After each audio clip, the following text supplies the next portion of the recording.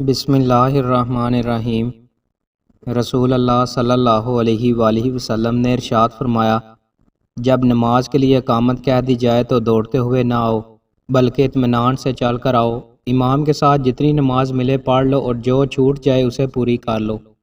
سیدنا ابو ہریرہ رضی اللہ تعالیٰ عنہ بیان کرتے ہیں کہ رسول اللہ صلی اللہ علیہ وآلہ وسلم نے ارشاد فرمایا، جب تو کسی سے محبت کرے تو حد سے مت بڑھنا، ہو سکتا ہے وہی شخص کل تمہارا دشمن بن جائے، اور جس سے بغض رکھو تو بغض میں بھی حد سے نہ بڑھو، ہو سکتا ہے وہی شخص کسی دن تمہارا دوست بن جائے۔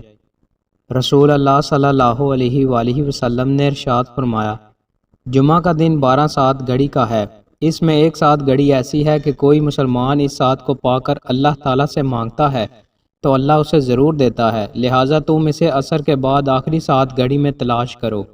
حضرت ابو ذر رضی اللہ تعالیٰ عنہ سے روایت ہے، کہا رسول اللہ صلی اللہ علیہ وآلہ وسلم نے مجھ سے فرمایا، نیکی میں کسی چیز کو حقیر نہ سمجھو، چاہے یہی ہو کہ تم اپنے مسلمان بھائی کو کھلتے ہوئے چہرے سے ملو۔